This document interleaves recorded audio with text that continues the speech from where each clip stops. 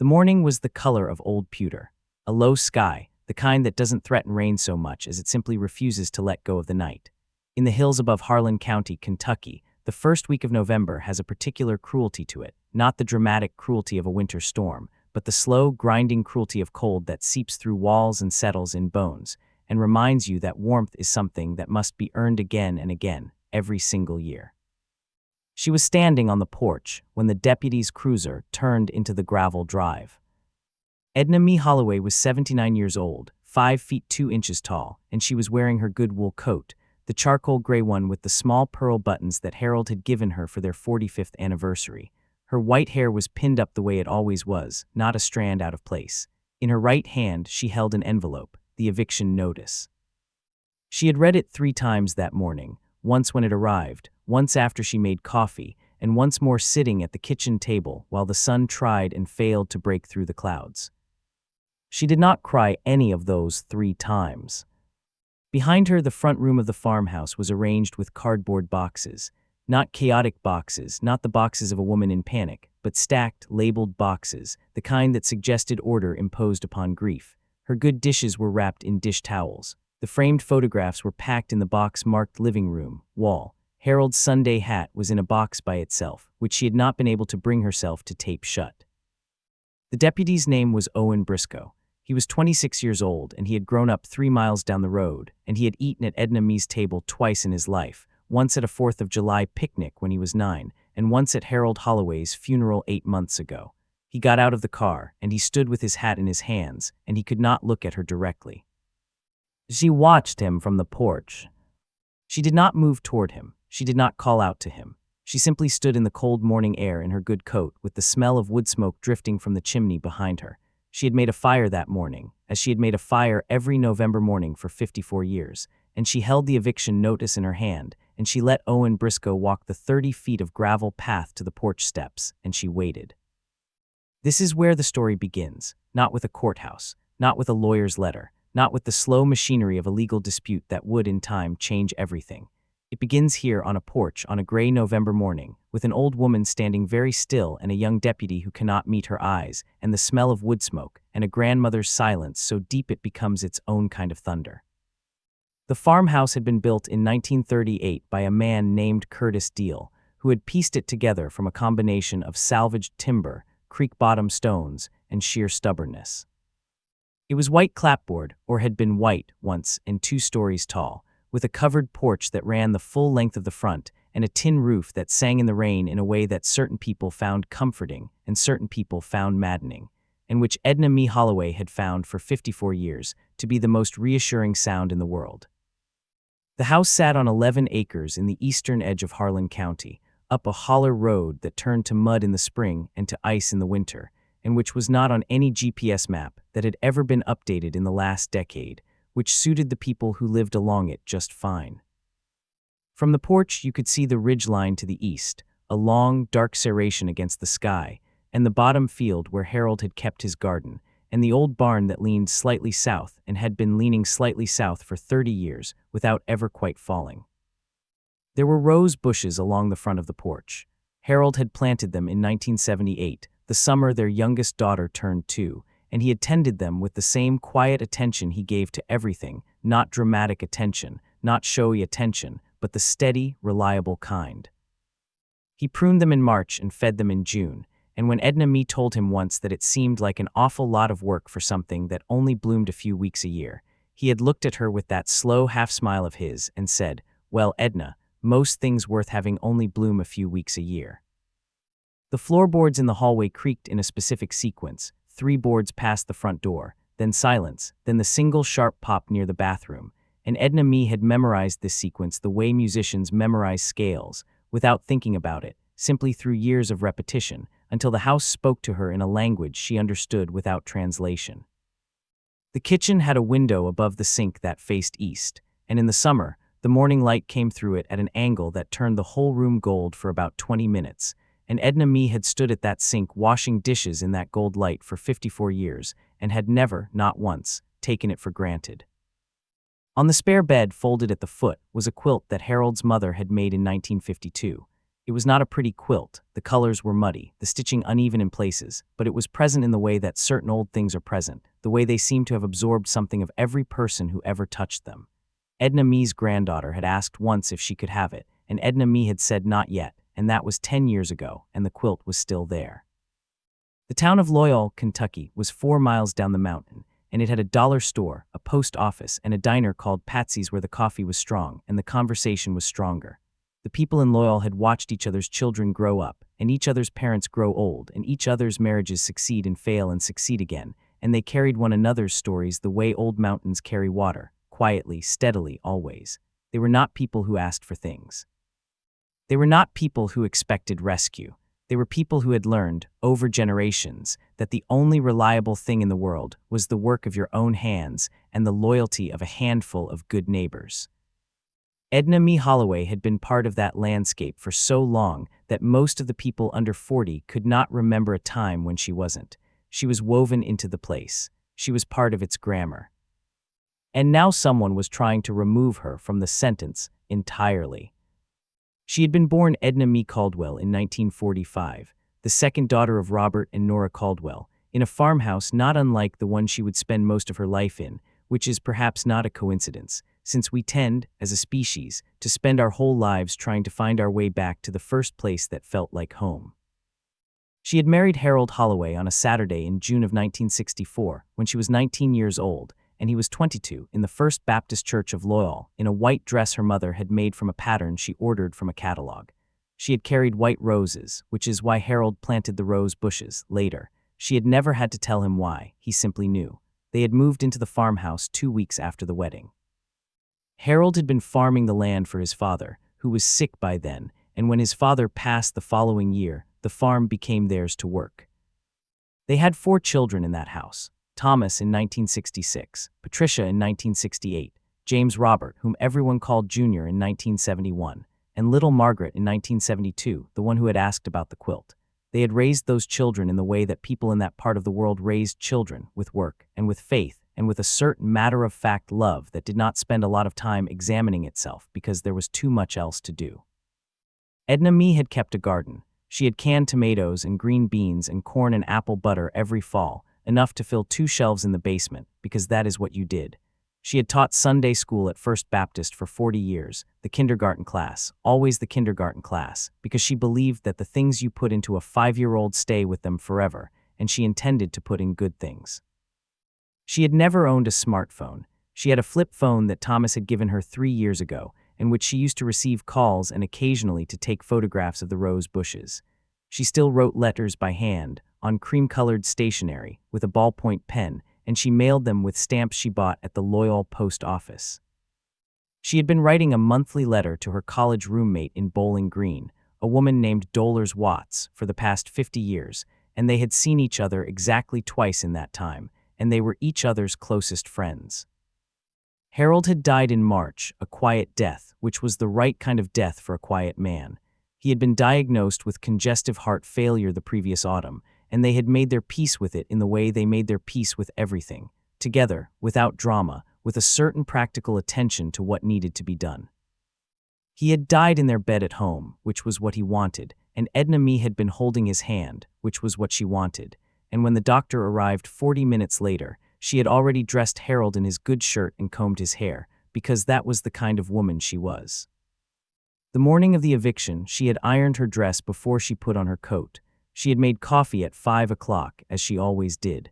She had made enough for 2 cups, as she always did, and then she had sat with the second cup getting cold across the table from her, and she had not cried. She had simply sat there in the early dark, in the house that smelled of wood smoke and old wood and 60 years of her own life, and she had drunk her coffee, and she had read her Bible, and she had waited for morning to come the way she had always waited for things, with patience and without complaint, and with absolutely no intention of giving up. Harold Holloway had been married once before. This is a fact that was not a secret but was not often spoken of, the particular kind of fact that a community absorbs and then quietly agrees not to emphasize. His first wife, a woman named Caroline, had left when their son Dennis was 4 years old, and Harold had raised the boy alone for 3 years before he met Edna Mae. Dennis had been 7 when Harold and Edna Mae married, and he had lived in the farmhouse for 2 years before going to live with his mother in Lexington, and he had not come back often after that. He had grown up in Lexington. He had gone into commercial real estate. He was 54 years old now, and he lived in a large house in a suburb of Louisville, and he had not attended Harold's funeral. He had sent flowers, a large arrangement of lilies and white carnations, from a florist in Louisville that charged $65 for delivery. Edna Mae had looked at the card and set it aside, and had not mentioned it again. Dennis Holloway did not call Edna Mae when Harold died. He did not call to ask how she was, or what she needed, or whether there was anything he could do. He waited 6 weeks, and then his attorney, a man named Gerald Pratt of Pratt & Associates in Louisville, sent a letter to the farmhouse by certified mail. The letter explained, in the measured and entirely bloodless language of legal correspondence, that Harold Holloway's estate, which included the farmhouse and 11 acres on Ridge Road in Harlan County, had passed by intestate succession to his surviving heir, Dennis Holloway, as Harold's only child of record. The letter further explained that the property had been deeded solely in Harold Holloway's name since 1965, and that Edna Mae Holloway had no legal claim to the property. The letter offered her 60 days to vacate. She had read it at the kitchen table. She had folded it. She had put it in a drawer. She had gone out to the garden and pulled dead tomato steaks from the frozen ground for 20 minutes, and then she had come inside and called Thomas. Thomas had called a legal aid office in Harlan. The legal aid office had told him that the situation, while deeply unfair, was not uncommon in rural areas. Many couples of Harold and Edna Mae's generation had never properly titled property in both names, and the law was not sentimental about this fact. They suggested she might have a claim for an elective share of the estate, but the process was slow, expensive, and the outcome was uncertain. In the meantime, Dennis Holloway, through Gerald Pratt, had already entered into a purchase agreement with a development company out of Knoxville called Ridgeline Properties LLC, which was planning to build a 6-cabin vacation rental complex on the land. The sale price was $280,000. The 60 days became 30 when Dennis's attorney filed for accelerated possession, citing the pending sale. Dennis never called, he never wrote. He sent his lawyers paperwork, and he waited for the old woman to leave. He was not, as these things go, a monster. He was a man who had grown up without his father, and who had perhaps made that absence into something that justified what he was doing now, or perhaps he simply did not think about it very hard. Perhaps $280,000 makes certain kinds of thinking very easy to avoid. He was not a villain in the way that stories sometimes require, snarling, obvious, easy to hate. He was something more ordinary and therefore more troubling, a man who chose what was convenient and told himself it was what was legal, and did not examine the distance between those two things. The eviction notice had arrived 10 days before Owen Briscoe pulled into the driveway. Edna Mae had spent those 10 days packing boxes. She did not tell her children how frightened she was. She did not tell anyone. She packed her boxes, and she labeled them, and she ironed her dress, and she made her coffee, and she stood on her porch in her good coat, and she waited. She found the Bible on a Thursday afternoon, 4 days before the eviction. She had been packing the bedroom, her and Harold's bedroom, the one at the top of the stairs that faced east and caught the morning light, and she had been methodical about it, as she was methodical about everything, working from left to right along the bookshelves that Harold had built into the wall beside the window. There were not many books. Harold had been a reader, but a slow one, a rereader. He had a worn paperback copy of Cold Mountain and 2 Louis L. Amer novels, and a book about Civil War battles in Kentucky that he had read so many times the spine had simply given up. There was a King James Bible that had been Edna Mae's father's, and there, on the bottom shelf, behind a stack of seed catalogs from the 1980s that Harold had never thrown away, was the other Bible. It had been her grandmother's. She recognized it before she fully processed what she was seeing. The recognition was physical, a kind of knowing in the hands before the mind catches up. It was a large Bible, heavier than you expected, bound in black leather that had dried and cracked over the decades into a pattern like the bark of a very old tree. The gold lettering on the spine had faded to a dull suggestion of letters. She had seen this Bible 100 times in her childhood, sitting on her grandmother's table in the house in Lynch, Kentucky, always in the same spot, always at the same angle. She did not know how it had come to be on this shelf. She suspected her mother had given it to her at some point, after Grandma Bessie died, after the house in Lynch was sold, and she had put it here, and time had done what time does, which is to say it had covered everything in the quiet dust of years, until the thing was simply part of the room, unremarkable, present, waiting. She carried it to the bed and sat down. Bessie Caldwell, Bessie Mee Caldwell, née Combs, was born in 1898, the daughter of a coal miner and a woman who took in laundry. She had grown up in the particular poverty of the eastern Kentucky coalfields, the kind that is not merely the absence of money, but the presence of something heavier, a whole system designed to keep certain people in certain places, to limit their movement and their options and their horizons. Her father had died in the mines when she was 11. She had married a man named Earl Caldwell at 16 and had 7 children, of whom 5 survived. She had worked every day of her life. She had taught herself to read not as a child but as an adult woman, because as a child there had been no school that would have her, or no time to attend it, or both. She had learned from the Bible, tracing letters with a calloused finger until they became words, and words became meaning, and meaning became, over time, a kind of power. She was the kind of woman who was everywhere in that part of the world and nowhere in the history books. A woman who held things together by sheer, unacknowledged force of will, who was called upon in every crisis and credited in none of them, who was the center of gravity for her entire family without anyone ever quite nomming her as such. She had died in 1971, when Edna Mae was 26, and Patricia was 3 years old, and Edna Mae had carried the grief of it quietly for 50 years, the way you carry a stone in your shoe that you've stopped noticing. She opened the Bible. She opened it the way she had always opened it, letting it fall to whatever page it chose, which is a superstition or a prayer depending on your point of view. It fell open to the book of Ruth. She had opened to Ruth so often over the years that she wondered sometimes if the Bible had worn a groove to that page, if all those years of hands had bent the book toward that particular story of women and loyalty and the long arc of faithfulness. The envelope was there between the pages. It was not sealed. It had been sealed once. There was a faint impression on the flap where old glue had dried, but time had released it. The paper was the color of weak tea.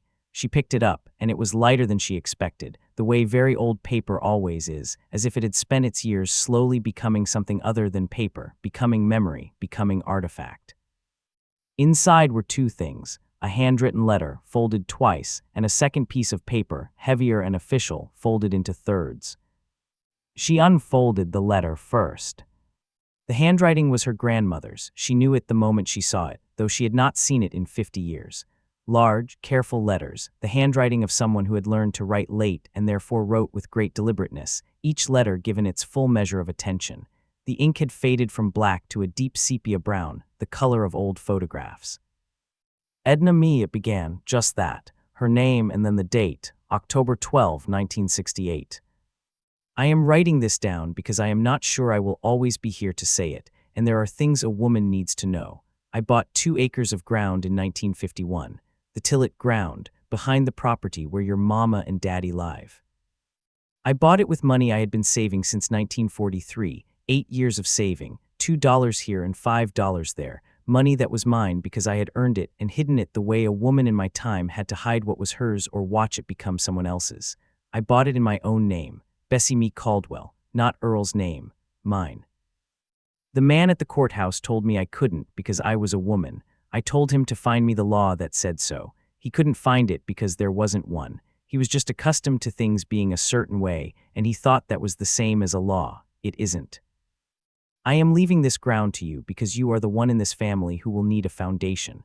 I don't know exactly what I mean by that. I just know it when I look at you. You have your grandfather's steadiness and my grandmother's stubbornness, and that is a combination that the world is going to try to knock down, and I want there to be something solid under your feet when it does. The paper with this letter is the deed. I had it notarized properly by Judge Harmon in 1951, and I have kept it since. I never did file the transfer the right way. I didn't know how and I was afraid to ask, and then I kept meaning to, and years have a way of passing. But the deed is there, and it is signed, and it is witnessed, and it is yours. Don't let anyone tell you different. I love you, Edna Mae, more than I know how to say in a letter, which is saying something, since I've gotten to where I like letters fine. Your grandmother, Bessie Caldwell. She read it twice, then she put the letter down on the bare mattress. She had already packed the sheets, and she picked up the folded document. The deed was dated March 14, 1951. It described, in the formal and precise language of legal instruments, 2 acres of land in Harlan County, Kentucky, bounded on the north by the Tillett property line and on the east by Ridge Road. It was signed by Bessie Mee Caldwell as grantor, no, as grantee. She had purchased this from a man named Thomas Tillett for the sum of $240. There were 2 witnesses whose names she could not quite read. There was a notary's seal, faded but present, and in the space for the deed of inheritance, written in ink that was darker than the rest, added later, she thought, perhaps in 1968, perhaps the very day the letter was written, was her own name. To my granddaughter, Edna Mae Caldwell Holloway, in fee simple. Her legs gave way. Not dramatically. She didn't fall, she simply sat down in one motion on the bare floor beside the bed, her back against the mattress, her feet in front of her, the deed in her lap. The floor was cold through her skirt. Above her, through the window that faced east, the sky was the same gray it had been all week, unchanging. She sat there for a long time, long enough for the cold to work its way through her clothes, long enough for the light to shift a little, the gray deepening toward evening. She held the deed and she held her grandmother's letter, and she sat on the floor of the bedroom she had shared with Harold Holloway for 54 years, and she thought about a woman who had saved $2 here and $5 there for 8 years in order to buy 2 acres of land in her own name, because she believed that one day her granddaughter would need something solid under her feet.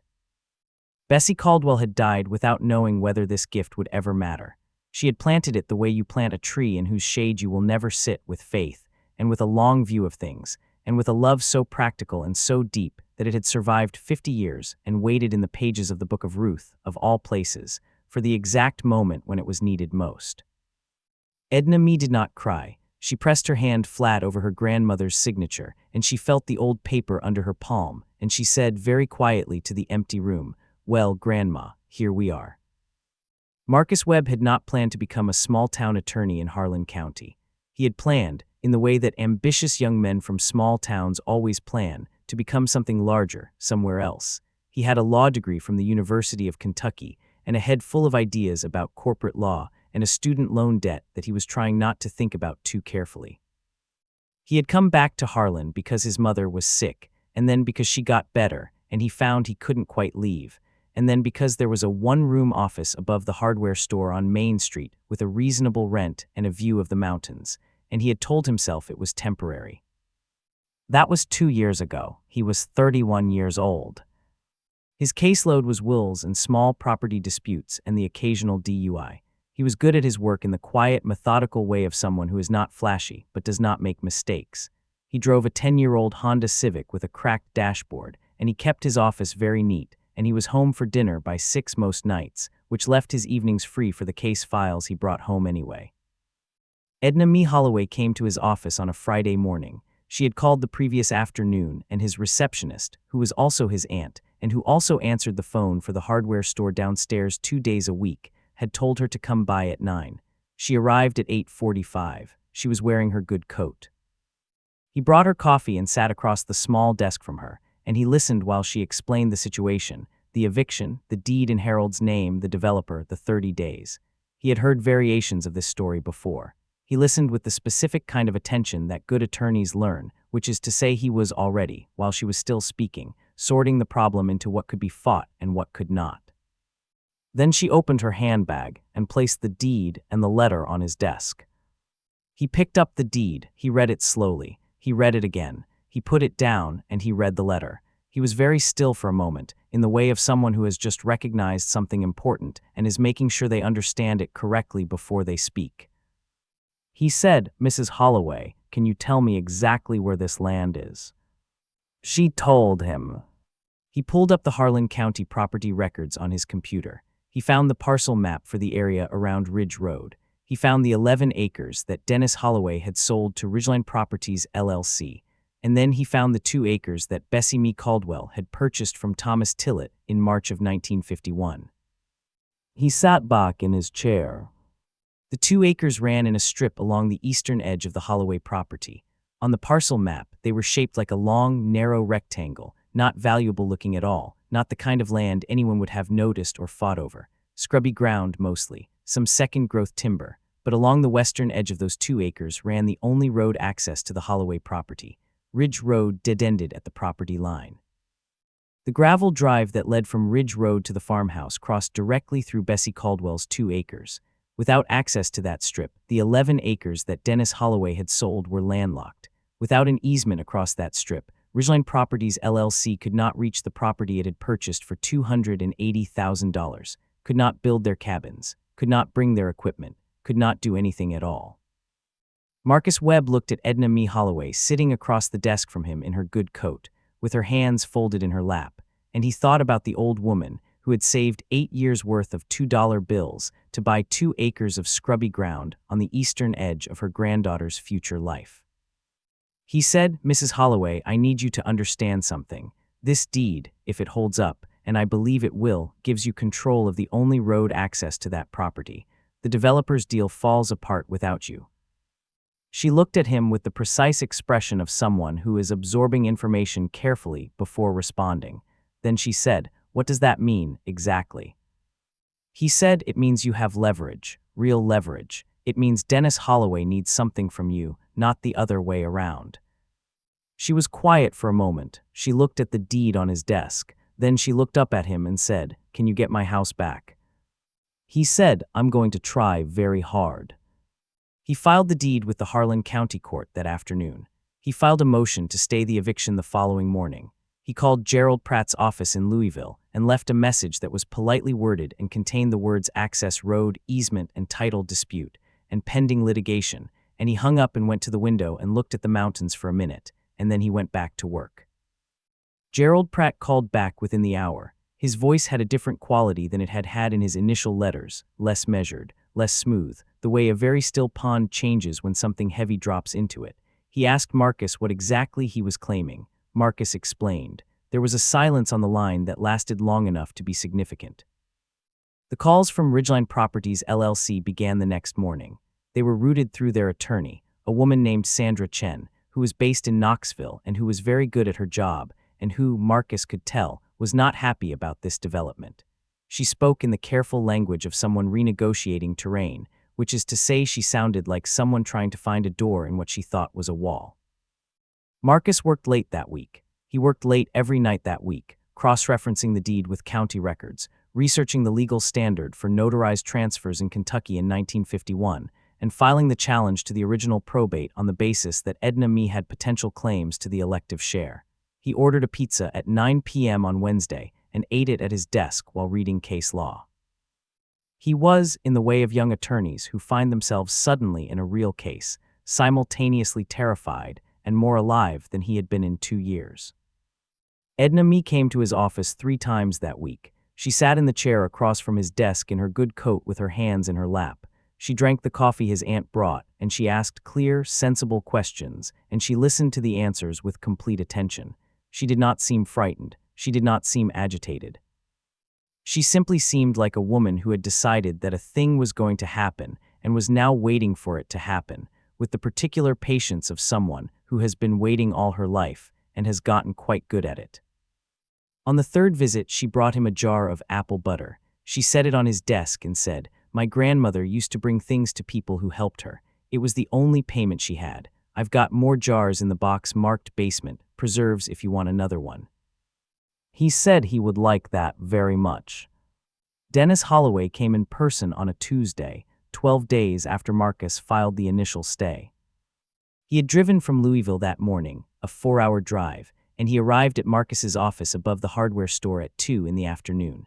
He was a large man, broad across the shoulders, with the careful grooming of someone who has worked hard to appear prosperous. He was wearing a suit that was too formal for Harlan County by about 30 years, and he was trying very hard to look like a man who was not rattled. He sat down across the table from Marcus Webb, and he said, "Where's Mrs. Holloway?"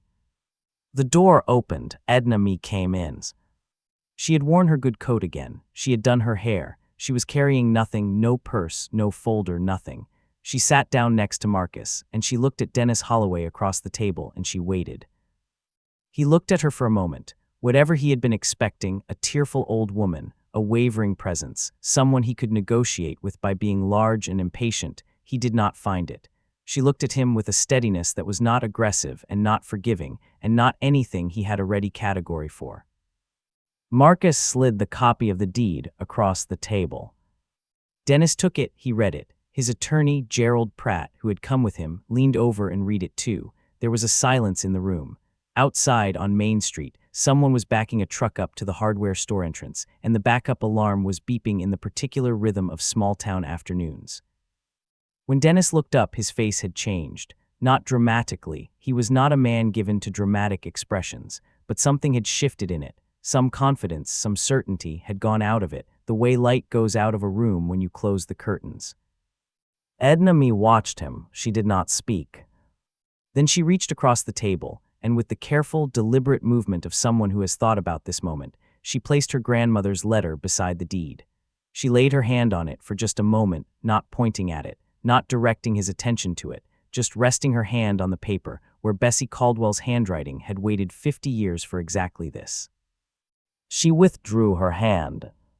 She said, "Harold would have wanted me to stay home." That was all.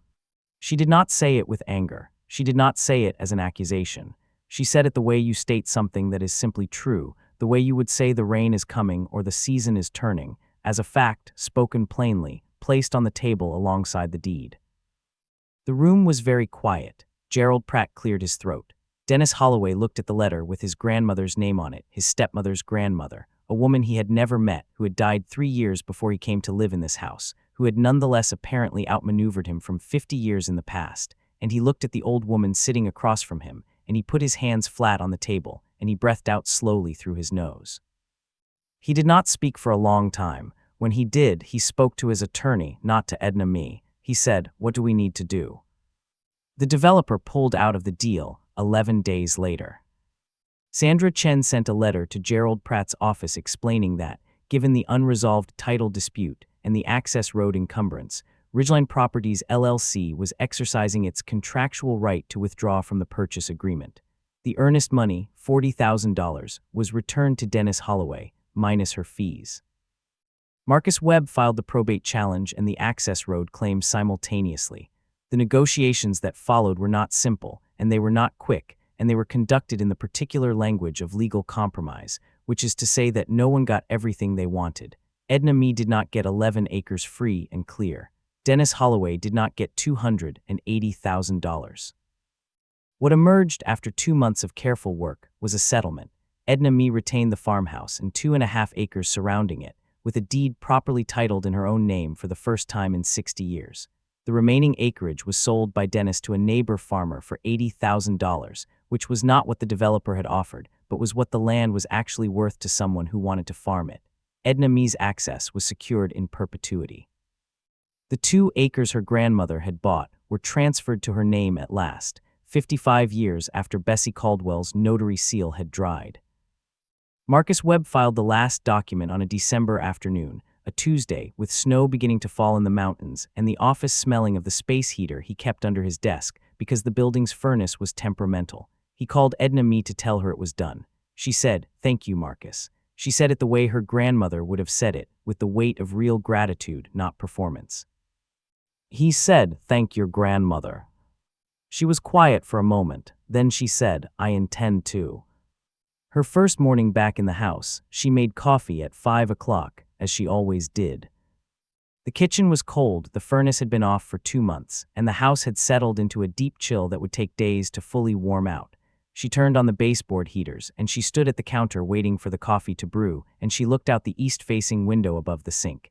It was still dark outside. The mountains were invisible, just a presence in the darkness, a weight in the air. The floors creaked in their familiar sequence as she moved through the house. 3 boards past the front door, then silence, then the single sharp pop near the bathroom. She stopped at the pop and stood still for a moment, with her hand on the hallway wall, and she thought, "There you are." She brought her coffee to the kitchen table. Harold's chair was where she had left it. She had not been able to bring herself to move it into storage with the other furniture that she'd hauled out during the packing. It was just a chair, wooden, straight-backed, with a cushion she had tied on with fabric ties that had come loose on one side. She had meant to fix the ties for 3 years. The sun came up slowly. The light appeared first on the ridgeline to the east, a thin brightening, almost imperceptible, the way all the best things begin. Then it came down the hillside and across the bottom field and into the window above the sink, and it turned the kitchen gold. She went upstairs. The spare bedroom was almost empty. Most of the boxes hadn't been unpacked yet, but the quilt was still on the foot of the bed. She straightened it. She smoothed it with her hands the way you smooth something you have been missing. Then she went to the bedroom. The Bible was on the shelf where she had returned it, both Bibles, her father's and her grandmother's, side by side. She took Bessie's Bible down and opened it to the book of Ruth. She held the letter for a moment, and then she held the deed, the original deed, notarized in 1951, which Marcus had filed a copy of and returned the original to her. She folded the deed back into thirds and placed it behind the letter, and she smoothed both papers gently. Then she went to the window.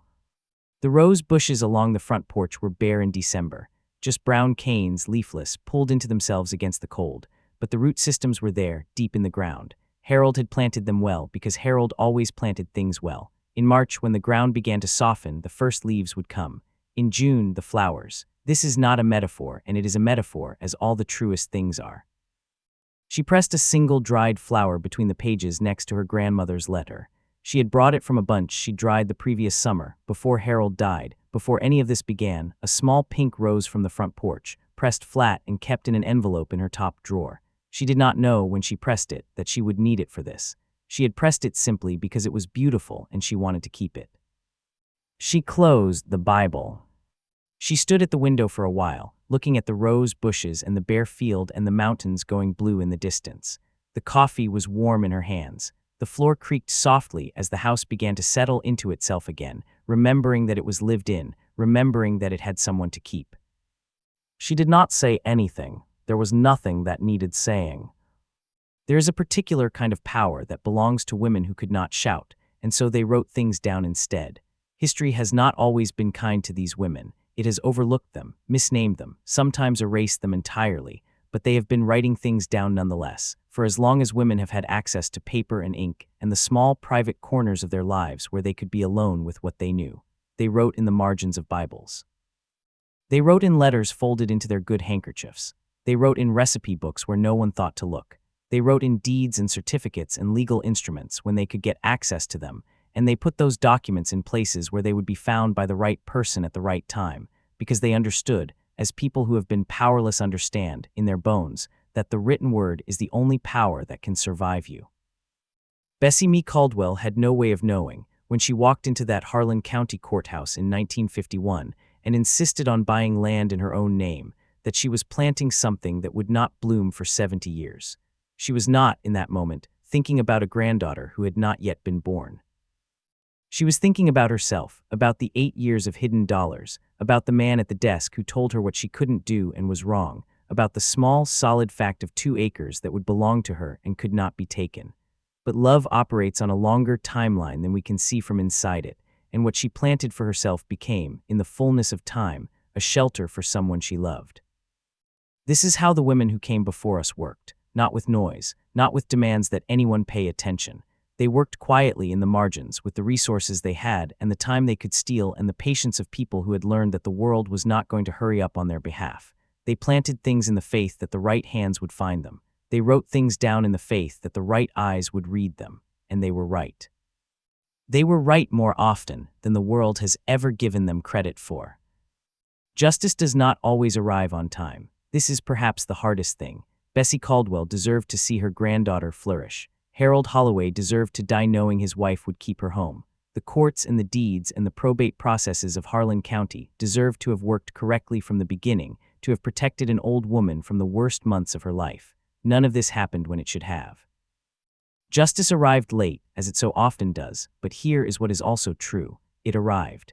It did not fail to arrive. It simply took its own route, through 50 years of a Bible sitting on a shelf, through a granddaughter's hands recognizing something by feel before her mind caught up, through a young attorney working late above a hardware store who went very still when he read a faded deed. The things we inherit are not always in wills. They are in the way our grandmother held her head when she was determined, a tilt we find ourselves doing without realizing we learned it. They are in the habit of saving, of being careful, of believing that the future is worth preparing for, even when the present is hard. They are in the stubbornness that sits quietly until it is needed. They are in handwriting we recognize before we read it, and in the specific weight of an old book in old hands, and in the steadiness of a woman standing on a porch in her good coat, holding an eviction notice with the particular calm of someone who does not yet know why she is not afraid, but trusts herself enough to wait and find out. Edna Mae Holloway did not know, when she opened that Bible, that her grandmother had been waiting for her there, but she found her. Across 50 years and 2 inches of old paper in the Book of Ruth, she found her. And what her grandmother left her was not just land. It was not just leverage, or legal standing, or 2 acres of scrubby ground on the eastern edge of a holler road in Harlan County.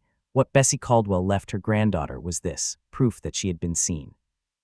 Proof that someone had looked at her and known, without explanation, what she would need, and then quietly, stubbornly, lovingly made sure that it would be there.